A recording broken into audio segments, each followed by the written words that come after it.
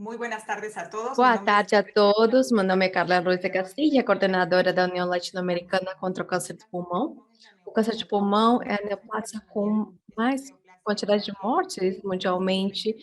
É uma doença com vários fatores de risco, como o consumo de tabaco. O que queremos é a avaliação e etapas. Hoje temos uma agenda bastante interessante com 3 blocos e gostaria de dar uma pequena apresentação de como será nossa agenda no dia de hoje. No primeiro bloco temos o Carlos Barrios, que está falando desde o Brasil com o tema Policy Shaping, o valor de pacientes.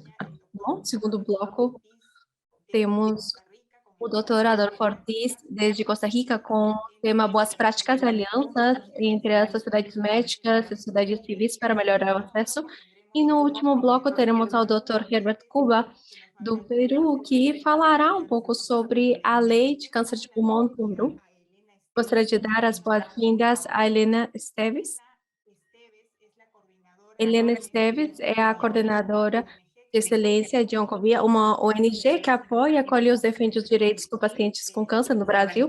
A organização Oncovia foi fundada em 2009 por Luciana Holtz. A Oncovia trabalha diariamente com pacientes e familiares, dando informação de qualidade e com as autoridades para fazer mais efetivas as políticas públicas. Seja bem-vinda, Helena. Obrigada, Carla. Boa tarde a todos. Bem, acho que a Carla já falou muito bem do Oncoguia, né? A gente tem esse trabalho aqui no Brasil de acolher, de fato, os pacientes, então tem todo um programa de suporte aos pacientes para trabalhar nisso, e tanto também na escuta e tirando dúvidas, né? A gente sabe que os direitos dos pacientes muitas vezes levantam muitas dúvidas, então a gente tem todo um trabalho especializado e voltado para isso, quanto também para fazer com que as nossas políticas públicas sejam mais efetivas, né? Acho que é algo que todos aqui conseguem se relacionar e que tenho certeza que todo mundo leva um pouquinho para os seus trabalhos. Vou apresentar, então, aqui o Dr. Carlos Barrios, que vai trazer agora uma palestra para a gente super interessante. O Dr. Carlos se formou na Escola de Medicina da PUC do Rio Grande do Sul, em Porto Alegre, aqui no Brasil. Ele completou sua formação em medicina interna no Hospital das Clínicas da Universidade Federal do Rio Grande do Sul e no Jackson Memorial Hospital da Universidade de Miami, de 1980 a 1985. Ele teve sua formação em hematologia e oncologia na Universidade de Washington, Barnes e Jewish Hospitals, em St. Louis. Ele é também diretor do Centro de Investigação Oncológica do Hospital São Lucas, também da PUC do Rio Grande do Sul, desde 1996, onde ele já participou de mais de 250 ensaios clínicos nos últimos 20 anos. Ele tem um grande interesse no desenvolvimento da colaboração em investigação internacional e na implementação da infraestrutura de investigação cooperativa na América Latina. Nesse sentido, ele é cofundador e atual diretor do Grupo Latino-Americano de Oncologia Cooperativa, que congrega mais de 70 pesquisadores de 14 países diferentes por toda a América Latina. Então, por favor, Dr. Carlos. Muchísimas gracias, Helena. Muito obrigada, Helena. E os que estamos aqui no Zoom, por favor, podem escolher o idioma da interpretação. Temos interpretação simultânea ao português e ao inglês também. Como a Helena já nos disse, o Dr. Carlos Barrios já fez mais de 250 ensaios clínicos com um grande impacto para a humanidade. Carlos Barrios, muito obrigada. Muito obrigada, Helena, por compartilhar com a gente.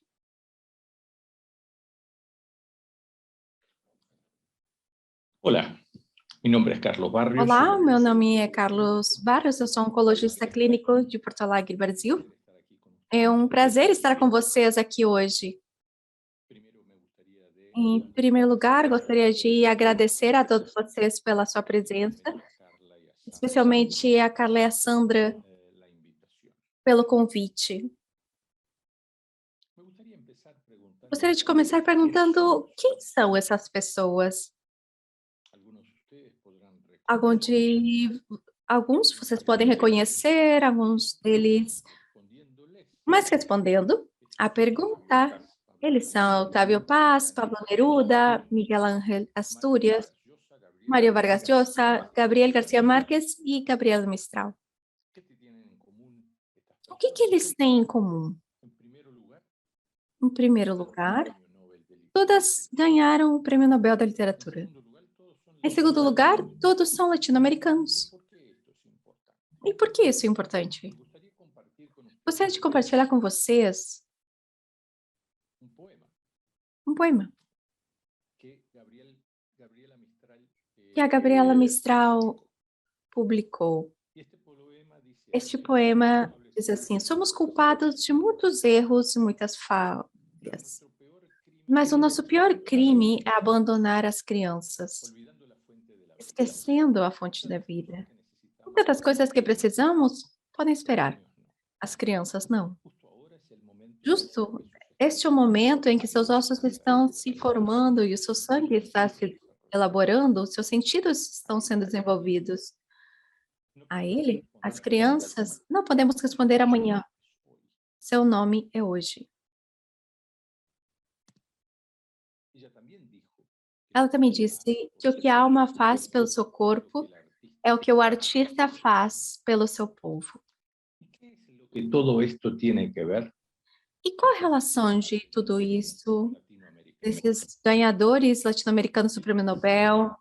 O terceiro aspecto que todas essas pessoas têm em comum, além de ter ganhado o Prêmio Nobel de Literatura e ser latino-americanos, é a paixão. É de paixão que eu quero falar. Vou começar falando de paixão e vou terminar falando sobre paixão. Todas essas associações de pacientes que vocês representam e tudo o que vocês individualmente fazem, necessariamente carrega com esse conceito de paixão. O que a alma faz pelo seu corpo é o que o artista faz pelo seu povo. E se vocês leem a biografia de cada uma dessas pessoas, vocês vão ver paixão, dedicação, esse fogo que faz que consigamos fazer coisas impossíveis, ou que parecem impossíveis, mas que mudam a natureza das coisas que acontecem ao nosso redor. E é assim que conseguiram, com paixão, o Prêmio Nobel de Literatura. ¿Qué es lo que todo esto tiene que ver con E cáncer? qual é a relação de tudo isso com o câncer? Câncer é um problema de saúde pública na América Latina e no Caribe. Mais de 1 milhão de casos, 1,4 milhão casos por ano, com aproximadamente 600 mil mortes. E há vários desafios que temos que enfrentar em relação ao câncer. Há problemas com a quantidade de dinheiro que é investido. O sistema de saúde não cobre a todas as pessoas na América Latina. Os sistemas de saúde são fragmentados de formas diferentes, complicados, complexos, difíceis de ter acesso. Há uma concentração completamente desigual.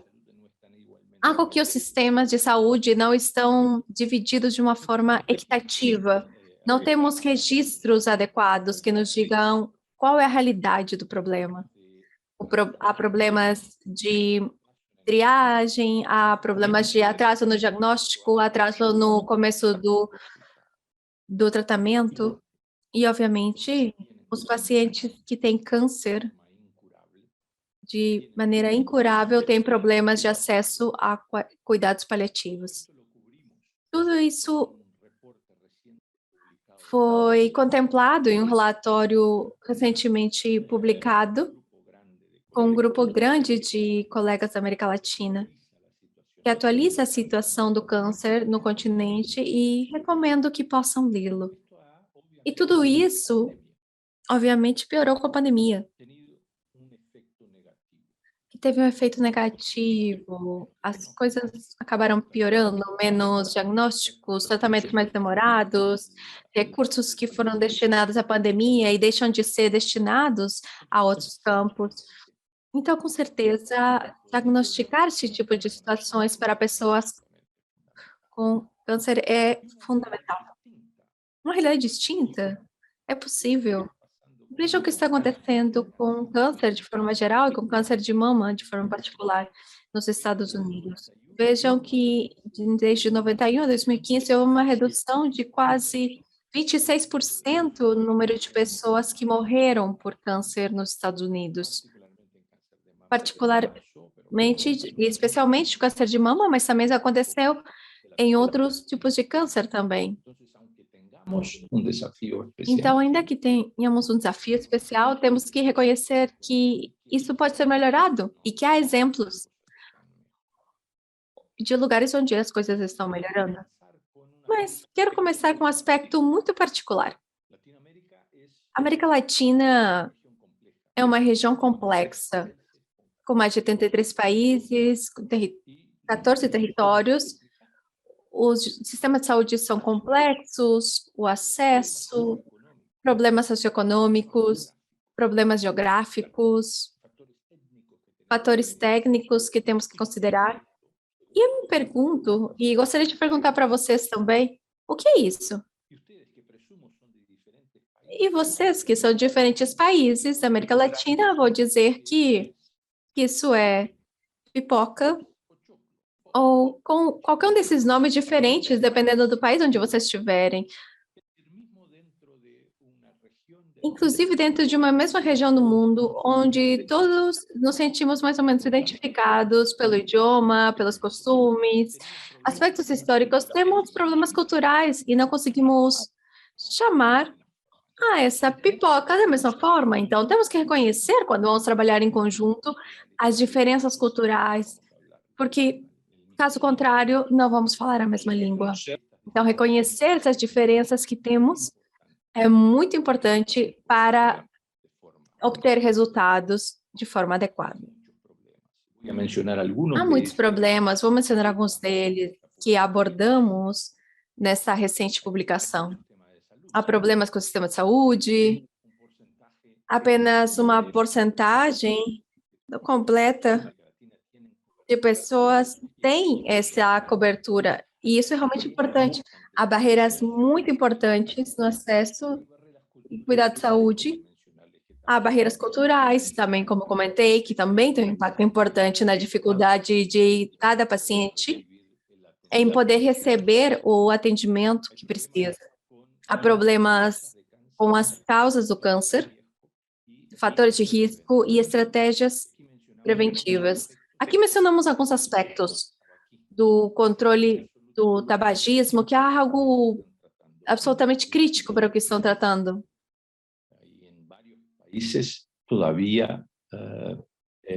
Em vários países ainda que tenha diminuído uma porcentagem importante de pessoas fumantes, isso ainda precisa ser corrigido. Há medidas de aumento do preço do cigarro, que isso acontece só em alguns países.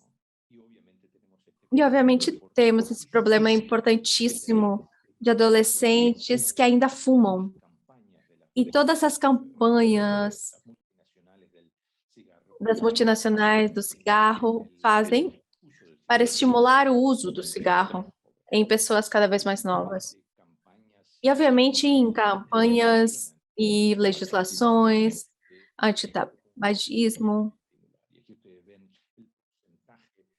Aqui vocês podem ver a porcentagem das pessoas que fumam em diferentes países, que chegam ao Chile, Cuba, porcentagens de quase 30%, que tem diminuído ao longo dos anos, mas ainda há uma porcentagem alta.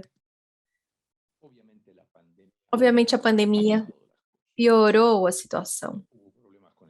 Houve problemas com o diagnóstico, os tumores começaram a se apresentar porque se atrasaram os diagnósticos com umas fases mais avançadas, umas fases mais difíceis de tratar, tratamentos foram interrompidos. E, com certeza, esses são problemas que temos que reconhecer hoje para poder nos preparar, para poder tratar melhor nos próximos 6, 12 meses seguintes. Houve uma diminuição importante, olhem só, em procedimentos de triagem, de identificação de câncer de colo, diminui significativamente na Argentina, no Brasil, por exemplo, em alguns lugares 80% das mamografias que se fizeram não se fizeram, as cirurgias diminuíram de forma bastante expressiva. Esses são números que se refletem em todos os países. Então, tudo isso tem que ser reconhecido, temos que fazer esse diagnóstico para nos preparar para o que vai acontecer mais adiante. Nessa publicação, fazemos uma série de recomendações, propomos algumas medidas que podem nos ajudar a enfrentar essa situação. Medidas relacionadas ao sistema de saúde, não vou detalhar cada uma delas, medidas especificamente relacionadas a quanto tem que se investir e como tem que se investir nos cuidados de pacientes com câncer em cada país. Identificar aspectos de desigualdades, de diferenças importantes em controle do câncer, com algumas soluções que são propostas nesse sentido. Reconhecer o problema dos registros de câncer, que ainda é algo extremamente limitado na nossa região. Se o compararmos com outras regiões, isso temos que melhorar. Porque se não temos um diagnóstico do que está acontecendo, vai ser muito difícil ter um planejamento estratégico adequado para resolver os problemas.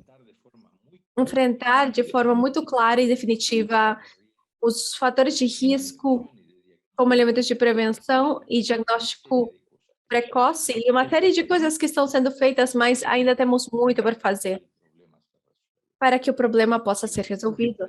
E, obviamente, o aspecto que eu comentava sobre cuidados paliativos, é importante reconhecer que não todos os pacientes de câncer podem ser curados, ainda que estamos melhorando de uma forma geral, mas é fundamental reconhecer que devemos cuidar dos pacientes que têm a doença numa fase mais avançada, aliviando e diminuindo o sofrimento de cada um dos pacientes.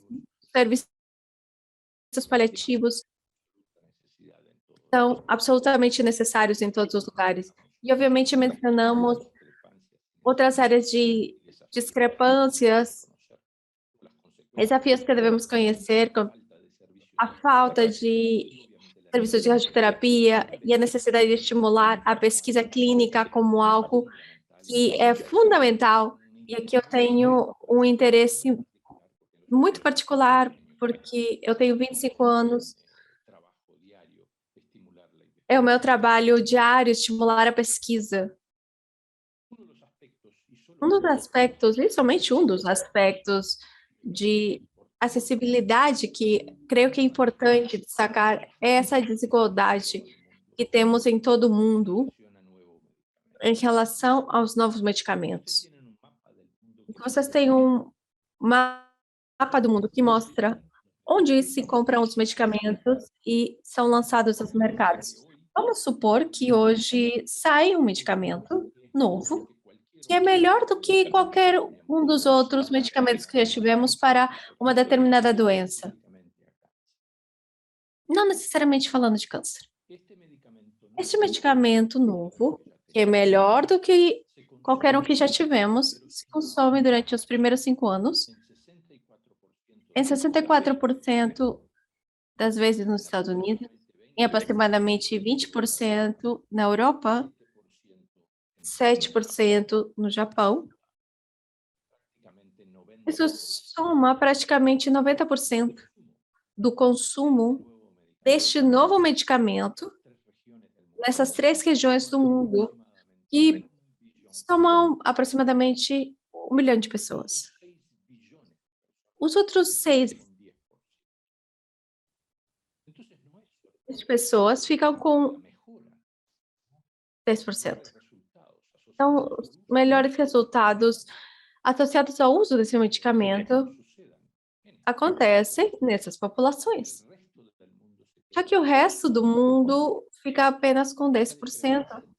E essa desigualdade tem vários motivos, não é somente um motivo que podemos identificar, mas é fundamental reconhecer que isso está acontecendo para que possam estabelecer-se estratégias em cada país para que essa situação seja resolvida e medicamentos melhores e que são mais eficazes, alguns deles que podem até curar determinadas doenças, possam ter benefícios e ter acesso em populações que atualmente não têm.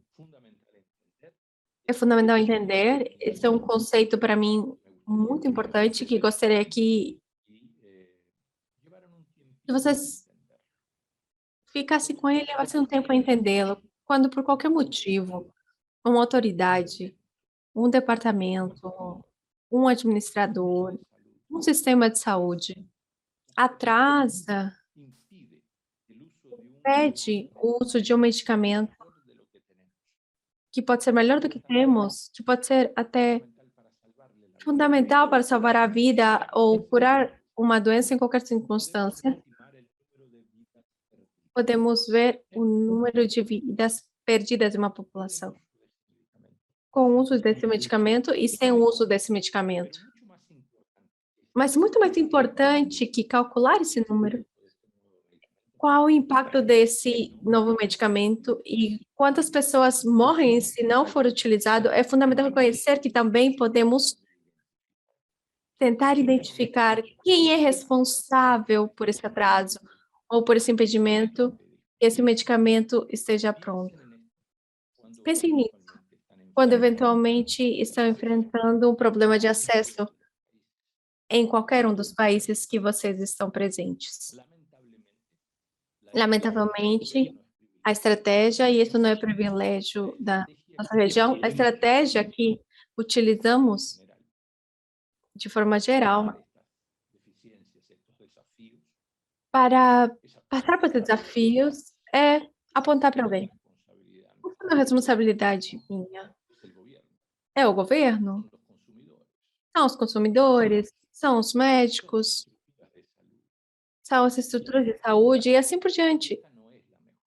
E essa não é a melhor estratégia. Acho que esse é um problema complexo, não tem uma solução fácil. O que temos que fazer é reconhecer o problema, diagnosticá-lo da melhor forma possível e ver qual é a melhor estratégia para resolvê-lo. E poder beneficiar os pacientes que realmente precisam dessa solução. Para finalizar, eu gostaria de propor como um exemplo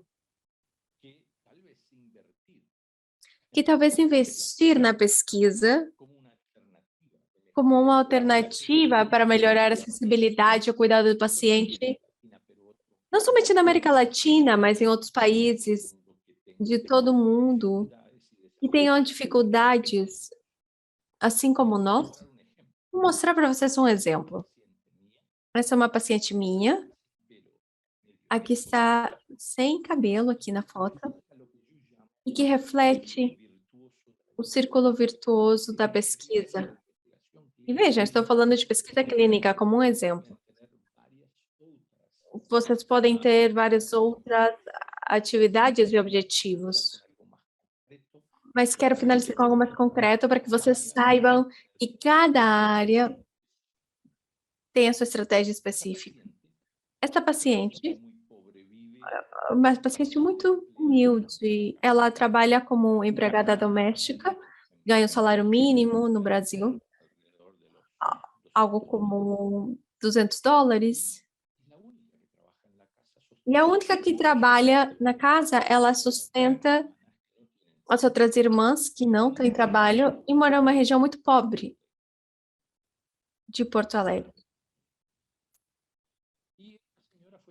Essa senhora foi diagnosticada com um tipo de câncer muito difícil de ter tratamento, um câncer de mama bastante amplo, e um câncer de mama HER2. Poderia ser câncer de pulmão, poderia ser câncer de estômago, poderia ser câncer de intestino. Essa situação difícil, eventualmente, dava mau prognóstico, uma expectativa muito baixa de vida.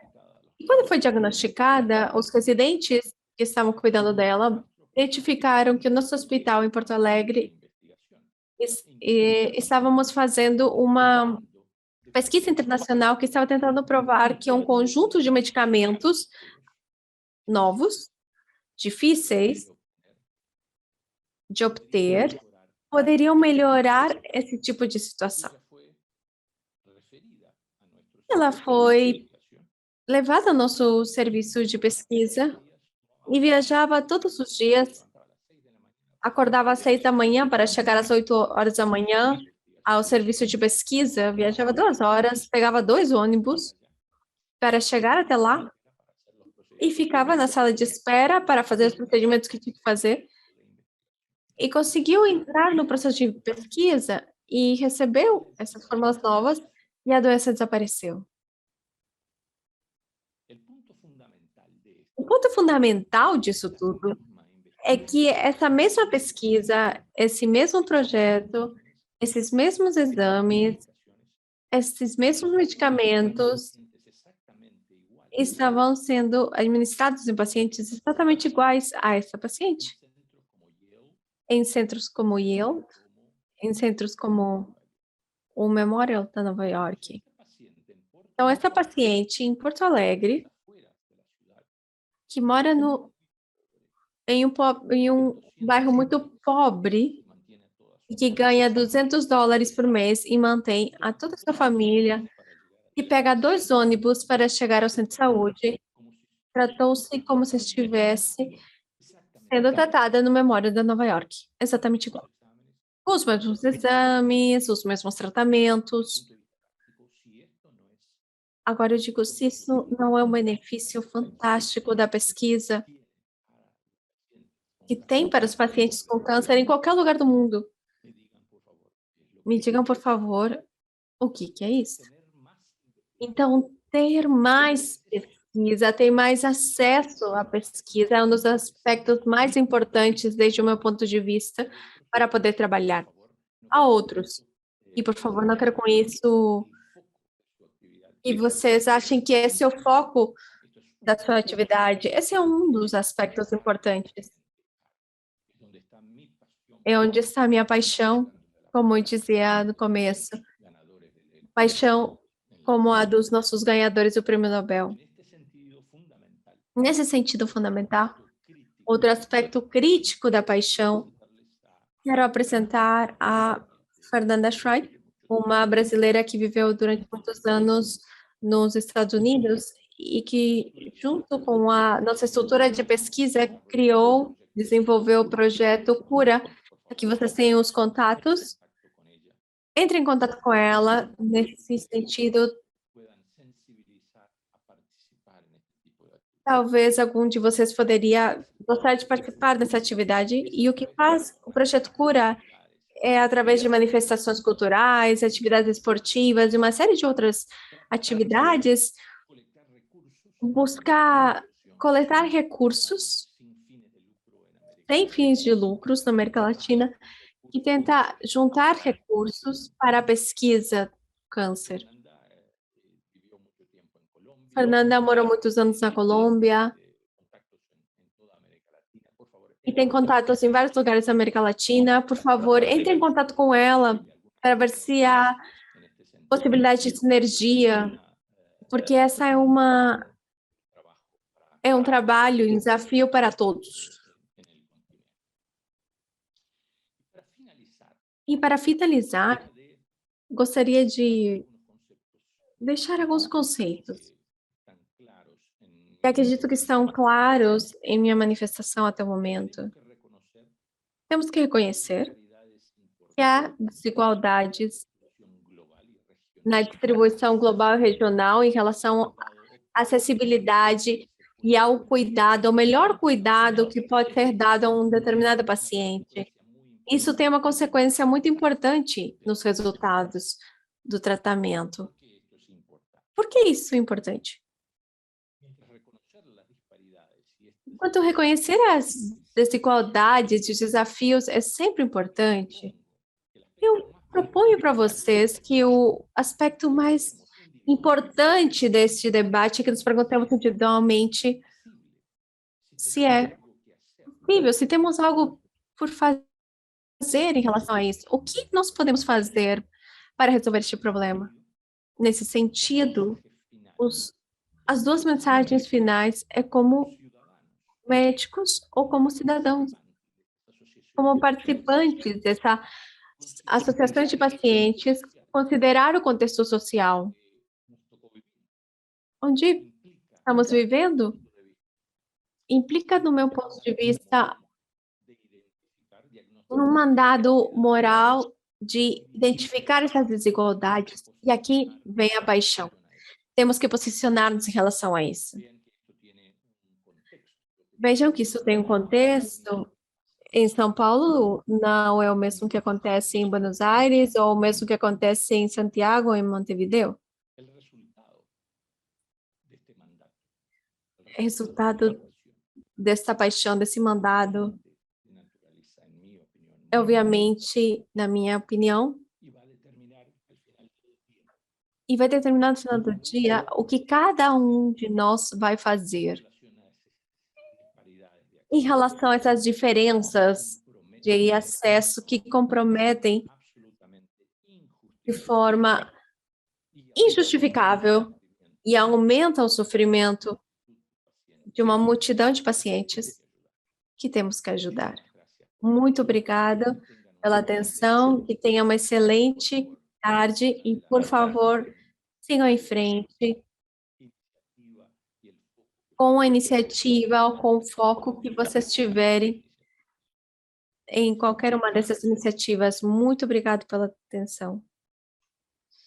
Dr. Barrios, las gracias a usted por habernos hecho Dr. Barrios, muito obrigado por ter esse espaço na nossa agenda. Sabemos que sempre está super ocupado, contribuiu muito na pesquisa de câncer de pulmão e é uma honra poder tê-lo conosco essa tarde. Falou sobre a paixão, sobre tantas coisas importantes, como as diferenças que temos, ainda que estejamos em uma mesma região e devemos continuar trabalhando para diminuí-las e buscar essas políticas públicas que beneficiem os pacientes. Agora, gostaria de dar as boas-vindas a Alessandra Núñez.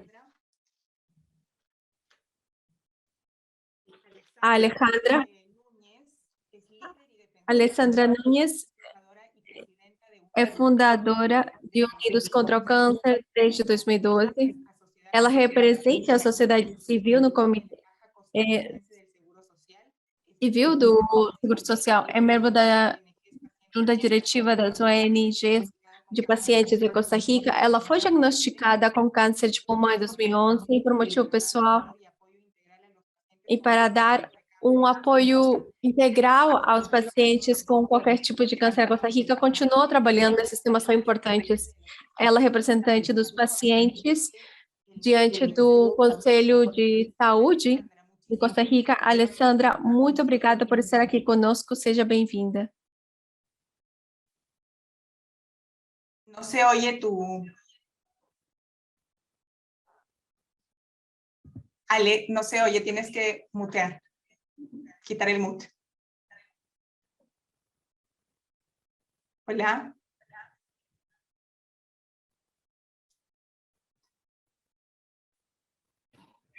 ¿Me escuchas?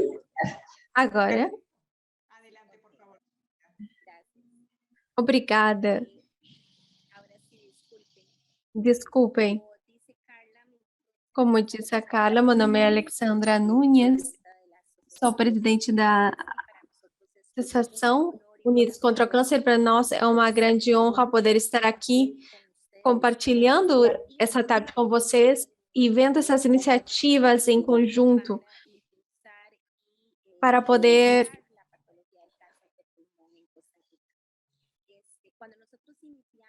quando nós iniciamos, queríamos procurar informação para poder dirigir os nossos recursos e a nossa abordagem da melhor forma.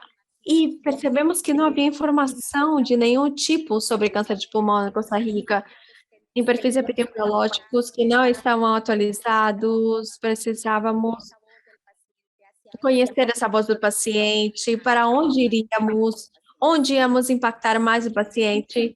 E vimos algumas opções, inclusive com médicos que trabalham com câncer de pulmão.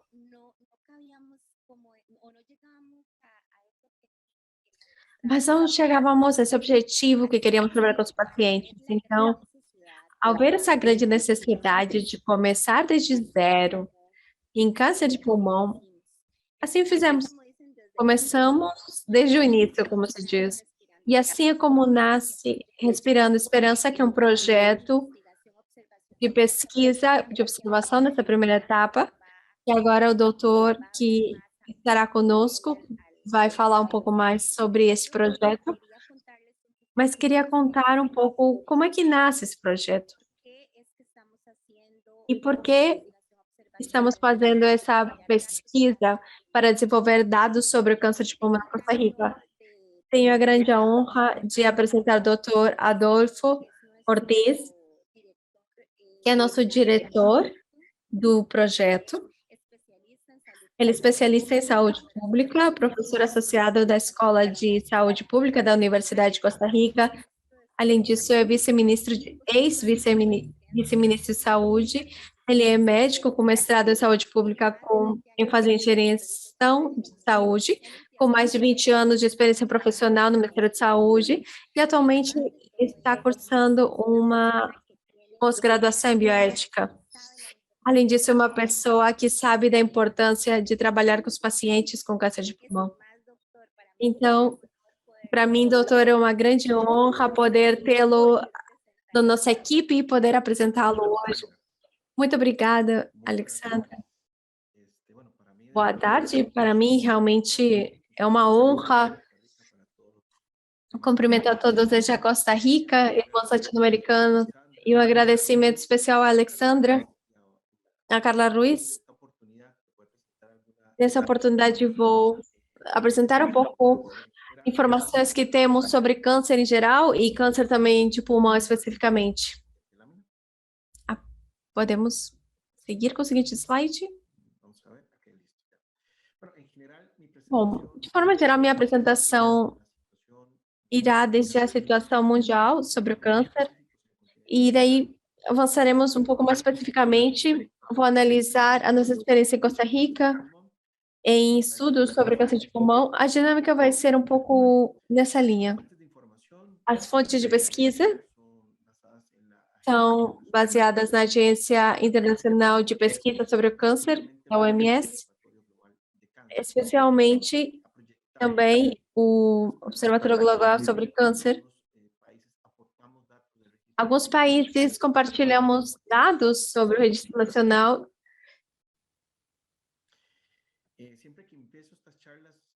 Sempre que começo essas palestras,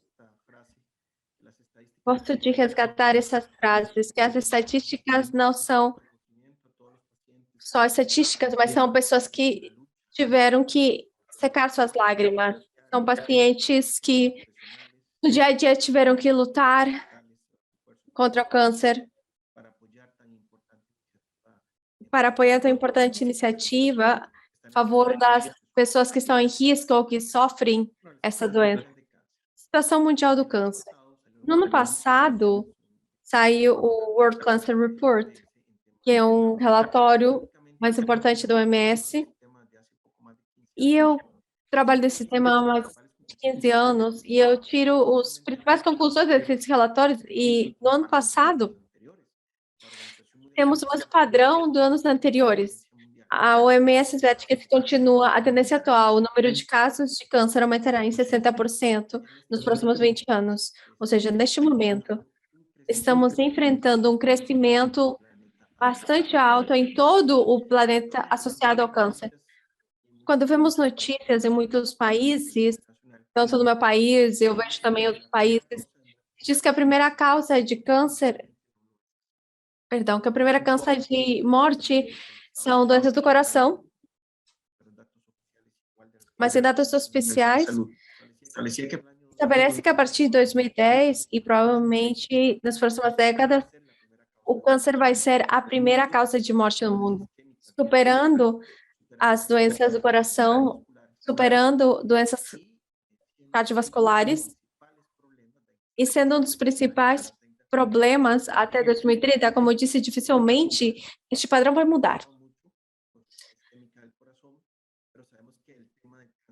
Sabemos que o tema de câncer é muito mais complexo e mais caro. Estamos falando que estamos enfrentando a uma onda crescente em todo o mundo. Agora, o câncer tem uma particularidade, como disse o Dr. Barros, é uma doença que reflete a desigualdade. E vocês vão ver isso ao longo da minha apresentação. O câncer é a única doença crônica que é curável, se pode ser curada, se é diagnosticada. Mas, como vocês veem aqui no gráfico da OMS, nos próximos anos, nas próximas décadas, esperamos um aumento importante na quantidade de mortes em todo o mundo. E vocês podem ver aqui na cor amarela, o impacto não vai ser tão forte em países desenvolvidos, mas consideremos que até o 40% das mortes por câncer poderiam ter sido prevenidas. O atendimento ao câncer, o atendimento aos pacientes é muito complexa. O estudo, eu gosto de apresentar sempre esse gráfico, porque eu acho que ilustra como devemos unir os esforços desde todos os agentes, prevenir fatores de risco, informação, a sociedade civil, serviços de saúde, todos contribuem na luta contra o câncer. Se não há essa energia, não será possível ter um impacto positivo. Lamentavelmente, temos visto que o câncer mudou no seu padrão e cada vez impacta pessoas mais jovens. Vocês podem ver aqui em cor azul, 48 países no mundo. Vocês podem ver aqui a América Latina e praticamente todos os países da América do Sul que estão para o lado do Pacífico, onde se vê mortes precoces em pessoas por câncer, pessoas com menos de 69 anos. E falamos de todos os tipos de câncer, se vemos um padrão que vai se repetir constantemente, por azul escura, se vêem as partes do planeta, as áreas do mundo onde tem maior taxa de diagnóstico. Europa, Canadá, Estados Unidos, Austrália, Japão, são as áreas mais desenvolvidas do mundo. Então, a melhor triagem, o melhor diagnóstico, mas se vemos o mesmo período, em 2020, vamos ver que as áreas mais desenvolvidas têm maior taxa de sobrevida, e as áreas menos desenvolvidas, como o caso da Eurásia, África, América Latina, começa a ter lugares mais escuros, e o que dizem é que os países mais desenvolvidos têm uma melhor detecção, têm um diagnóstico mais precoce, um tratamento mais oportuno e um impacto diferente de outros países com poucos ingressos, poucos recursos. Em 2020, se vemos a distribuição do câncer, o continente que apresenta a maior incidência é a Oceania. Se dividimos em Norte-América e América do Norte, América do Sul, eles vêm duas Américas, América do Norte e de Estados Unidos para baixo é tudo América do Sul. Eles fazem essa divisão. Então, ilustra a posição da América Latina e do Caribe, que está entre os dois continentes. Mas o que é importante que vocês possam ver aqui é que a taxa de mortalidade é mais alta nas áreas com menos desenvolvimento. E a América Latina apresenta maior taxa de mortalidade que as áreas mais desenvolvidas. Sobre os principais 5 tipos de câncer, proporcionalmente, o câncer de pulmão se localiza em ambos sexos. Em primeiro lugar, de incidência, sabemos que é o câncer que mais causa mortes. Vamos ver as taxas de risco mundialmente. O câncer que mais se diagnostica na população é o câncer de mama. Em segundo lugar, o câncer de próstata. Isso em ambos sexos. Em terceiro lugar, o câncer de pulmão. Mas que a primeira causa de morte por câncer em todo o planeta é o câncer de pulmão, como já sabemos. Isso vamos vendo mundialmente. Vamos ver isso na América Latina, no nosso continente. Esses são um pouco dos dados que gostaria de compartilhar com vocês. O mundo, se vemos por tipos de câncer em ambos sexos, sabemos que no hemisfério norte, o principal tipo de câncer é o câncer de mama. E em homens, câncer de próstata são os câncer mais importantes em diagnóstico, mas se você vemos em relação à mortalidade, em azul podemos ver que a principal causa de morte do hemisfério norte, nos países mais desenvolvidos, em Eurásia, em Cuba, em Uruguai, Costa Rica, apresenta números bastante significativos. E para apresentar um pouco mais sobre essa desigualdade, que os países com mais índice de desenvolvimento humano, não com mais alto, mas com alto e médio, têm maior mortalidade. É um padrão que o Dr. Barros fazia referência sobre a desigualdade. Eu também mostro aqui. Vejam aqui, os países com mais recursos são os países que diagnosticam mais câncer.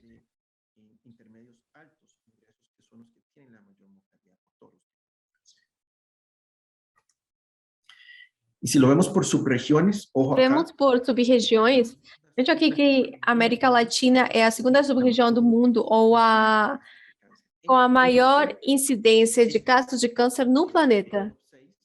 Esses são os top 6. Vejam vocês que são países da Ásia, da América Latina, da África.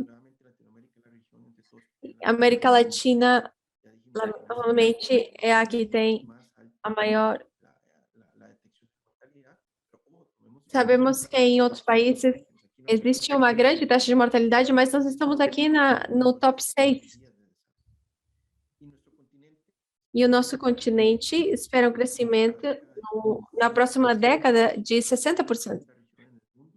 É a segunda região no mundo, somente sendo superada pela África. América Latina é um dos lugares que terá maior crescimento. Agora, especificamente com o câncer de pulmão. A região do mundo onde estão as taxas mais elevadas, vejam a China, a Coreia do Norte, a Europa Oriental. Os que são de cor azul escura têm as taxas mais elevadas. Porque está muito mais desenvolvido o tabagismo, em outros lugares não está tão marcado, mas se vemos a mortalidade, vemos uma mudança no padrão. O câncer de pulmão é a principal causa de morte na maioria dos países industrializados da América e do hemisfério norte, especialmente no Uruguai e em Cuba. cáncer de pulmón en ambos sexos en el Isso é año. câncer de pulmão em ambos os sexos em 2020. Nós estamos no sexto lugar, perdão, número 4 de 6 países. Número 4 no mundo. Esses dados de World Cancer Report 2020 comparam um caso de homens, isso, incidência e mortalidade. Os dados de países que têm registros, ou seja, dados reais, é um dos países de cáncer. Entonces nos puede dar una idea junto con Ecuador. Então, pode nos dar uma ideia junto com o Equador, que estamos, e também com a Colômbia, que dá os dados. O Brasil tem vários registros, Peru também, mas são regionais, não são nacionais. Para que tenham uma ideia, quais são as regiões do mundo com maior incidência, isso nos dá uma ideia da posição da América Latina. Costa Rica, se conseguiu baixar a taxa de mortalidade, Costa Rica apresenta uma das mais baixas frequências de tabagismo na América Latina. Desenvolvimos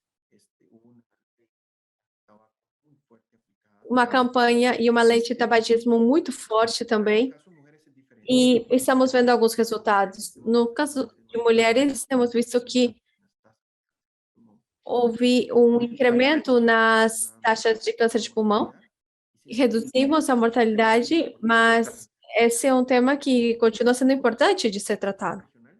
A situação regional? De las Américas en el continente, el cáncer de pulmón se ubica en tercer lugar. O câncer de pulmão tem o terceiro lugar de incidência, mas é o primeiro lugar em mortalidade. Então, na América, é o mesmo padrão que vemos mundialmente. Esse é um mapa que também consegui encontrar é a América Latina, especificamente. Quais são os países que têm a mais alta incidência em ambos os sexos? O Uruguai é que tem as taxas mais altas, depois vem a Cuba e a Argentina. Vocês podem ver aqui Peru. Peru está localizado nessa posição intermédia. Vocês podem ver outros países, mas basicamente vemos que Uruguai, Argentina, Venezuela e Cuba, a região com maior incidência de câncer de pulmão.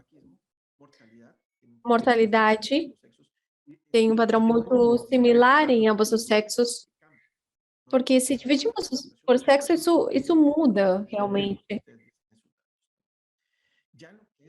América del Caribe, ya no continente americano, sino Latinoamérica. Referente à América Latina e Caribe, não o continente americano. Vejam que isso muda. O câncer de pulmão passa a ser colocado na 5ª posição em incidência. Quando damos esse foco especificamente a certas formas, muda. Homens e mulheres. O câncer mais diagnosticado em homens e a próstata, que também é o que mais ocasiona mortes. E em mulheres, uma presença importante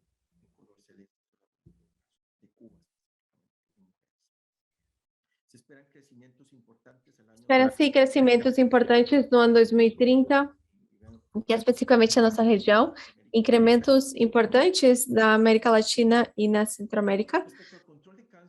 Em relação ao controle de câncer, uma das principais conclusões que chegamos com os registros é que a aplicação das medidas necessárias para o controle de câncer requer a formulação de políticas baseadas nos dados disponíveis, que era o que dizia o Dr. Barrios. Temos dados limitados na nossa região. A mobilização e a asignação apropriada dos recursos cada vez mais limitados.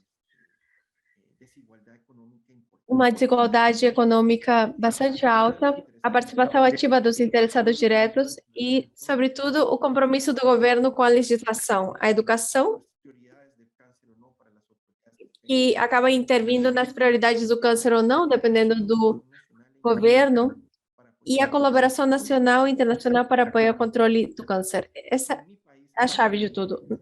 Na Costa Rica, isso incidência, temos visto reduções no caso de homens, mulheres não tanto.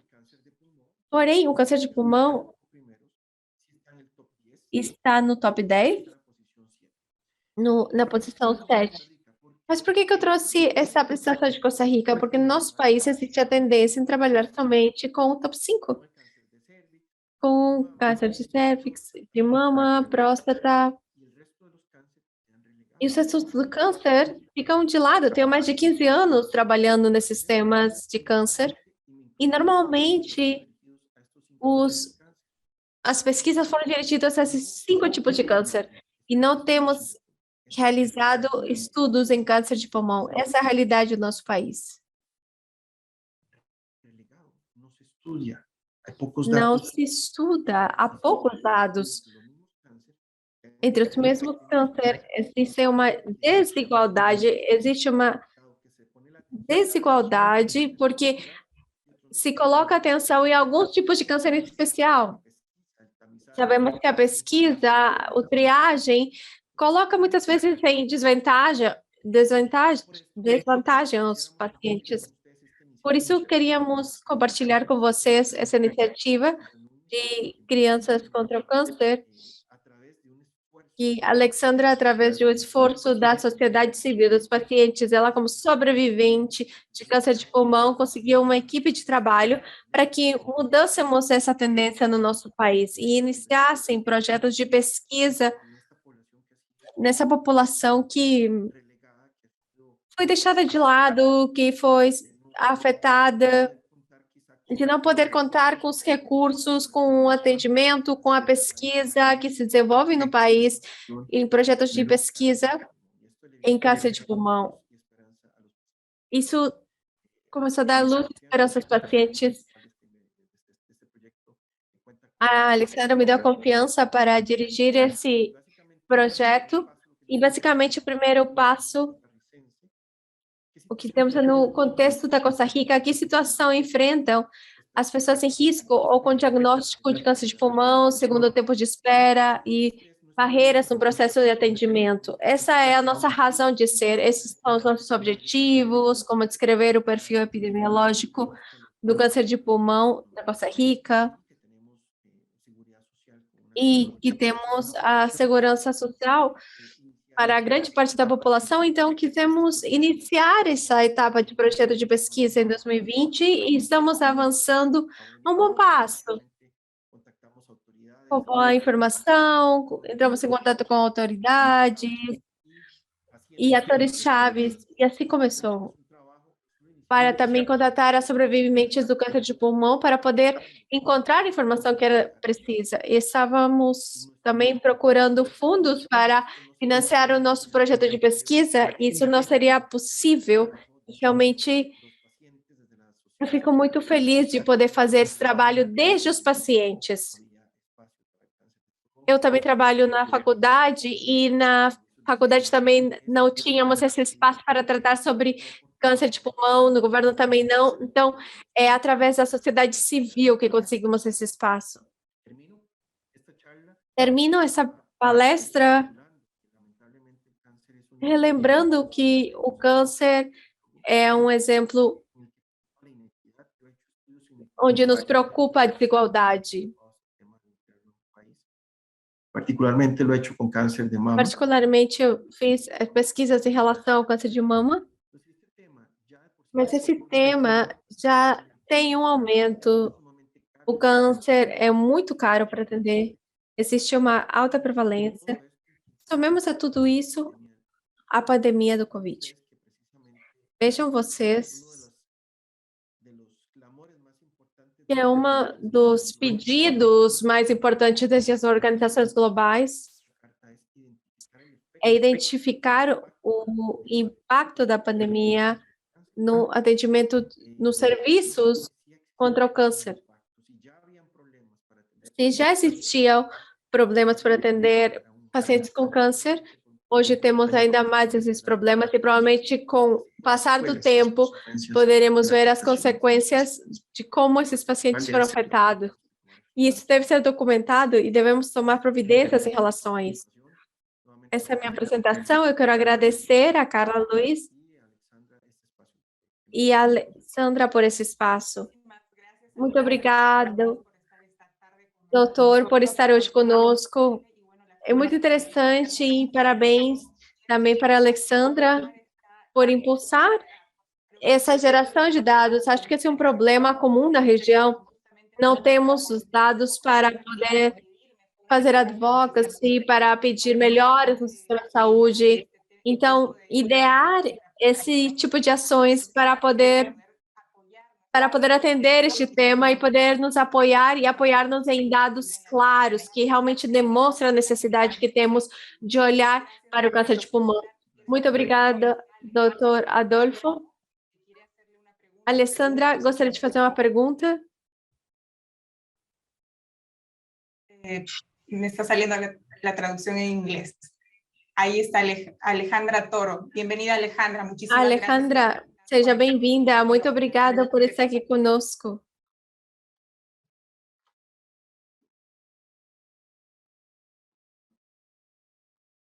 Willy, ¿tiene audio, por favor? Ya. Muchas gracias, Carla. Muito obrigada, Carla, pelo convite. Para mim é uma honra sempre estar aqui nesses espaços tão enriquecedores do LACPUL. Doutor Ortiz, eu gostaria de perguntar duas coisas muito concretas. Eu não sou sobrevivente de câncer de pulmão, sou sobrevivente de câncer de mama há 16 anos e gostaria de saber que ações poderemos trabalhar desde a sociedade civil para ter mais Alexandras pelo mundo, porque a Alexandra é um caso maravilhoso e é um ser humano maravilhoso, mas queremos ter mais pessoas como ela, com essa oportunidade que ela teve, e desde a sociedade civil, que podemos promover para ter isso. E, doutor, você acha que com a medicina de precisão chegaremos a ter esses finais felizes e poder aumentar a remissão e os tempos livres de doença em câncer de pulmão? Muito obrigada, Alejandra. E um abraço para a Colômbia. Realmente esse tema do posicionamento das organizações dos pacientes tem sido progressivo. Isso não foi simples. Eu acho que passou mais ou menos um período de 10 anos desde que os pacientes começam a se organizar e poucas associações trabalhando inicialmente para fazer um lobby diante de autoridades políticas, primeiras-damas, que têm acesso à Casa Presidencial. E esses projetos sociais têm ido apresentando-se também na imprensa. E como a casa da Alexandra, tem uma voz forte, uma voz que é ouvida.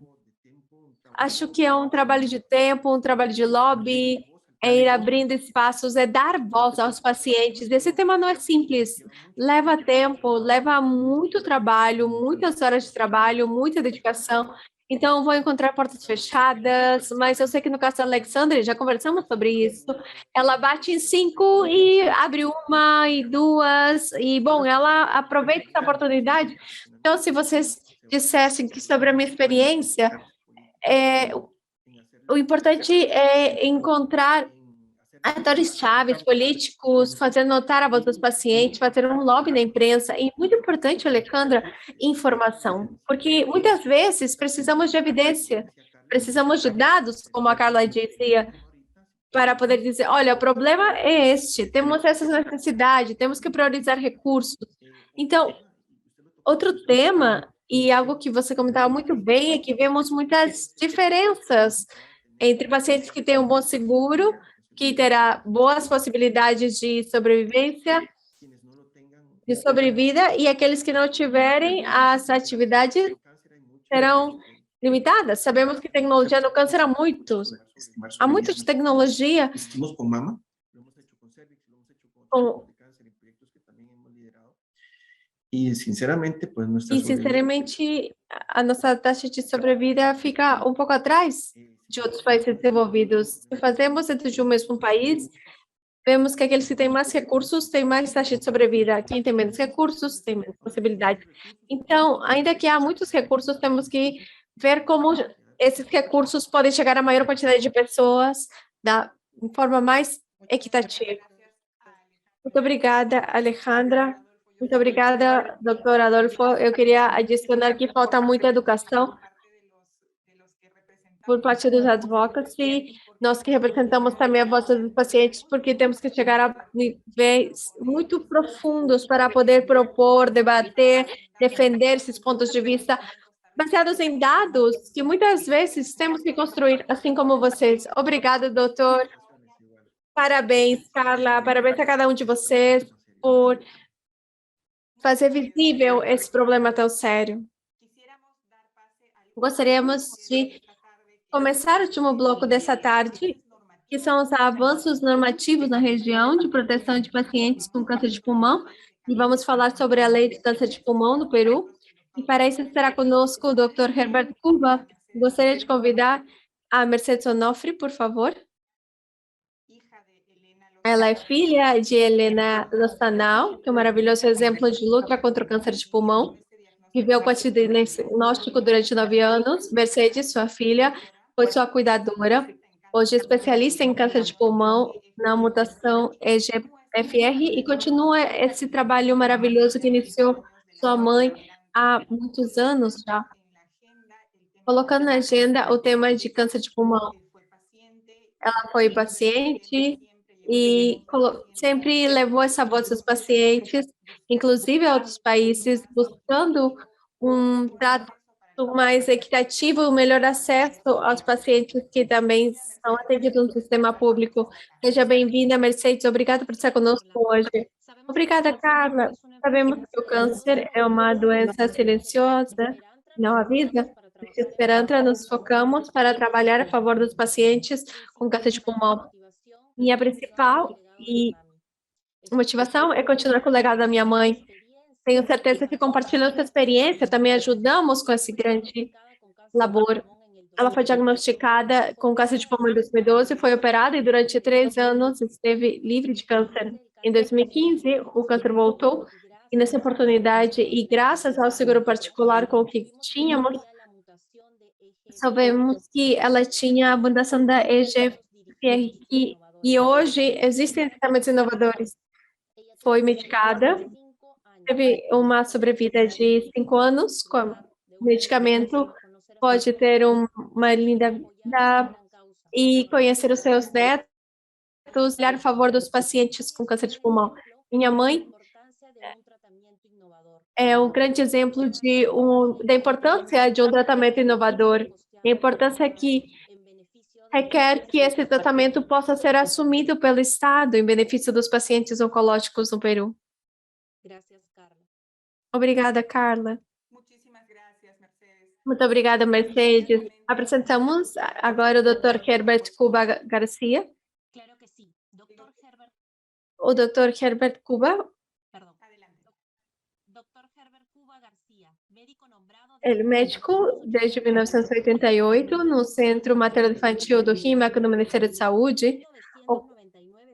Em 1999, funda a Associação Médica Peruana, instituição que contribuiu com a reflexão e desenvolvimento da saúde pública no Peru, com propostas legislativas, cursos acadêmicos e a defesa dos direitos da saúde da população. Atualmente é assessor da Comissão de Saúde do Congresso da República do Peru. Seja bem-vindo, doutor.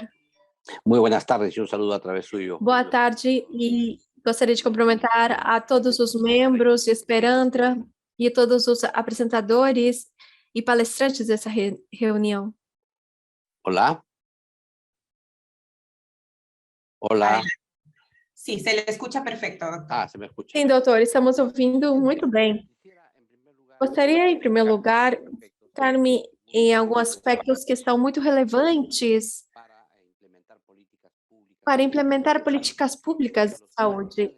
Acho que um dos principais problemas que tem a população é que não há muita clareza na forma em que deve alcançar o bem-estar dos pacientes, a cura ou o bem-estar deles. As pessoas acham que com a simples construção de um centro de saúde, um hospital, esses temas vão ser resolvidos, e sabemos que não é assim.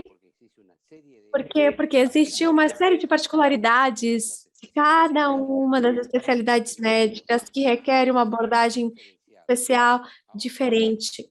Agora, a ciência e a tecnologia avançou muito em relação à genética e também os tratamentos que são dirigidos para essas doenças.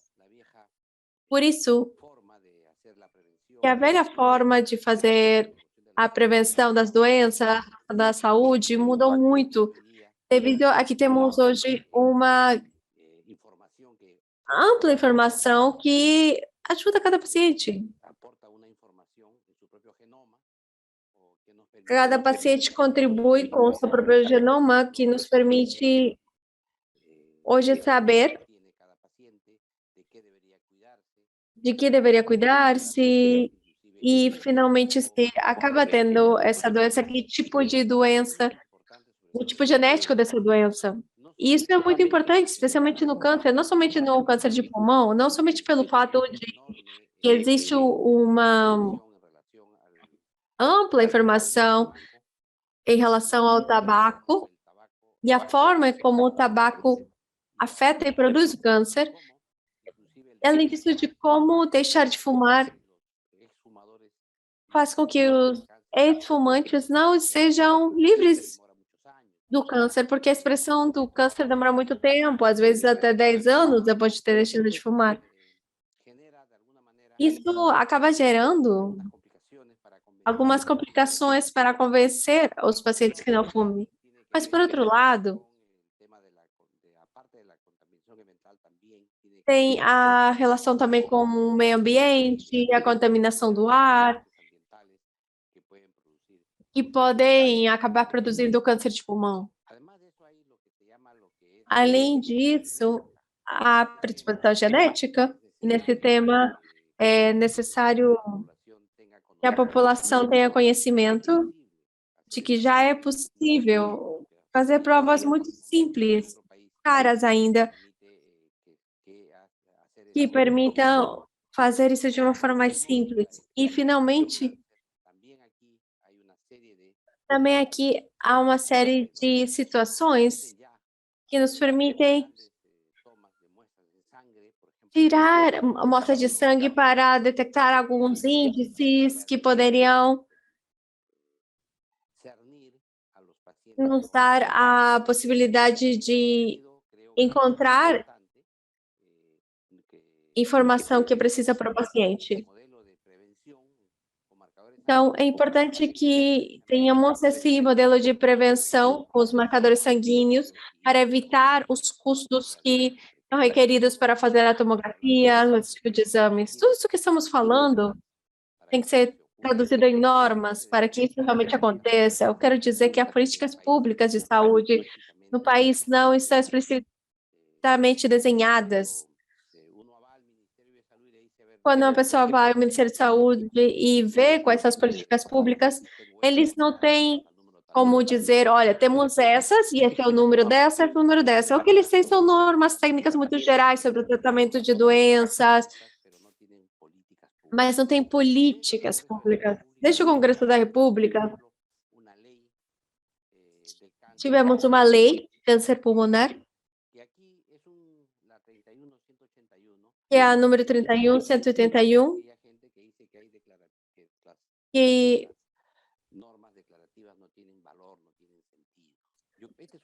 desmente as pessoas que acham que é uma norma normativa, não tem valor, mas sim, é uma lei que é um chamado de atenção ao Poder Executivo para que dê um ênfase no câncer pulmonar, mas essa norma tem duas posições super importantes. A primeira,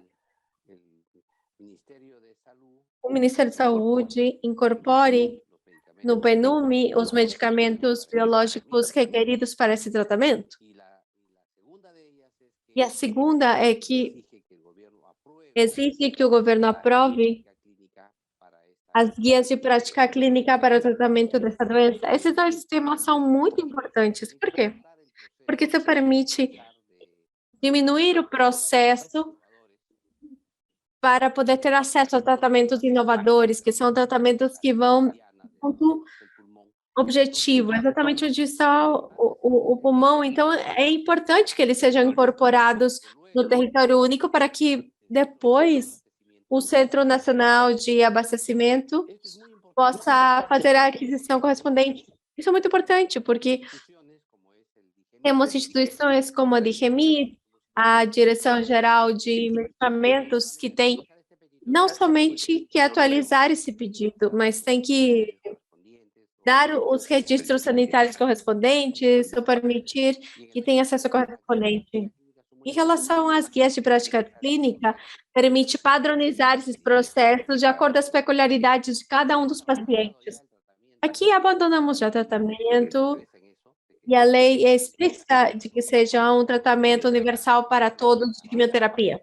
Não, aqui o que você avançar vai ser uma nova forma de tratamento, se dá uma ênfase no tratamento inovador que busca dirigir-se a essas mutações que têm sido o que produzem o câncer de pulmão.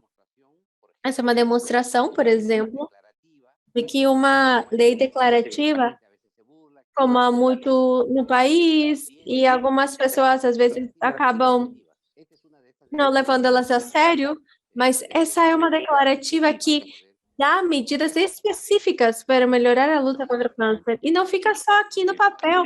O que vem é que o Congresso da República, pela sua capacidade de fiscalização, possa convocar essas instituições para saber o quanto avançaram, porque não é somente dizer que devem fazê-lo, mas o Congresso também deve dizer em qual é o prazo, em que momento será feito.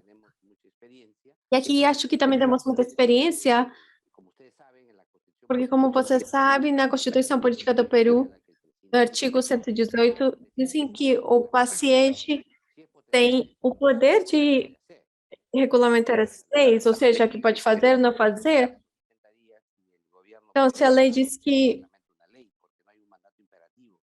No es que el presidente esté obligado a Não é que o paciente tem a obrigação de regulamentar as leis. Ele tem, e não vou falar somente sobre leis de saúde e outras leis também, mas ajuda muito quando, desde o Congresso da República, se fiscaliza a regulamentação, quando participa a sociedade civil de forma ativa, quando os próprios pacientes participam, que são os interessados a que tudo isso se realize.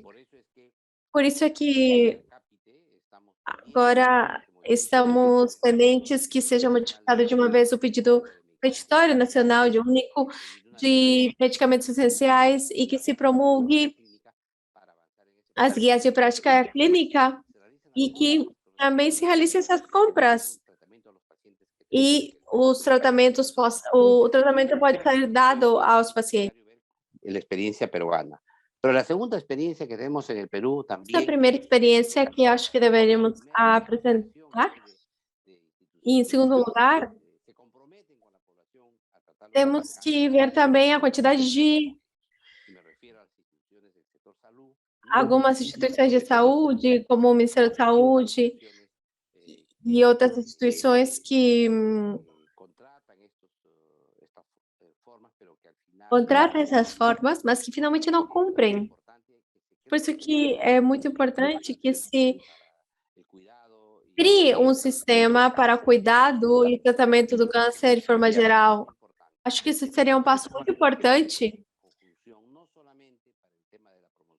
não somente por um tema de prevenção do câncer, mas também que possa levar um tratamento efetivo, seguindo a experiência do câncer de pulmão, porque essa experiência está um passo mais à frente em relação aos outros cânceres, porque há um avanço inovador na tecnologia, no tratamento, os fármacos inovadores, mas também porque há uma maior consciência na promoção da saúde, porque, como vocês sabem, avançamos na legislação, especialmente o que tem contra o tabagismo. Acho que isso é o mais relevante que poderíamos indicar na etapa, e o Congresso, desde esse ponto de vista dessa norma, tem cumprido, e sabemos que temos ainda uma árdua tarefa de fiscalizadores, fiscalizar os Senares, a DIREMIT, fiscalizar o Instituto do Câncer para cumprir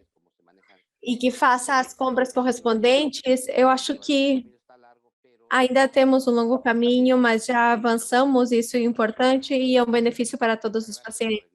Agradeço a todos pelo tempo. Espero que, se não há nenhuma pergunta, agradeço por tudo. Muito obrigada, doutor Cuba. Lembrar que o doutor Cuba foi congressista da República, ele é o presidente, ele é assessor da Comissão de Saúde do Congresso, é médico, e como sociedade civil, já como pessoa, ele procurou fazer muito que esse diálogo com a sociedade civil tenha maior fluidez com o Congresso. É uma lei que aparentemente é declarativa, mas definitivamente vai marcar a diferença no acesso a um diagnóstico preciso, um tratamento dirigido ou a imunoterapia para pacientes com câncer de pulmão. E também lembrar por que fazemos esse tipo de trabalho. Mercedes antes nos falava da sua mãe. A sua mãe teve acesso a tudo porque se tratou no sistema privado, e aqui, como em outros países, há muita desigualdade. Quem pode tratar-se no sistema privado pode ter um diagnóstico precoce, um diagnóstico preciso, mas essa não é a realidade para todos, e não é a realidade para todas as pessoas que vivem no interior do país, por exemplo. Então, como dizia o Dr. Barros, do Brasil, temos que tentar encontrar essas desigualdades, poder identificá-las e buscar resolvê-las. Muito obrigada, Dr. Herbert, pela sua participação. Sempre é uma honra tê-lo conosco. Sabemos que tem uma agenda bastante ocupada, mas o senhor esteve aqui conosco e apresentar esse caso de sucesso de toda a região. Agradecemos a sua participação. Obrigada, doutor. Muito obrigada. Bom, Tivemos um ciclo de capacitações pelo LACPUR. Começamos com a primeira capacitação sobre equipes multidisciplinares e o impacto de um diagnóstico precoce. Falamos também sobre a triagem de câncer de pulmão. Na segunda capacitação, tivemos o diagnóstico de precisão e os biomarcadores. Na reunião passada, na terceira, tivemos o tema de Centro de Excelência no Câncer e como a avaliação e abordagem multidisciplinária pode fazer que o impacto na saúde de pacientes com câncer de pulmão seja melhor. E hoje falamos sobre as diretrizes desde a sociedade civil para o atendimento do câncer de pulmão.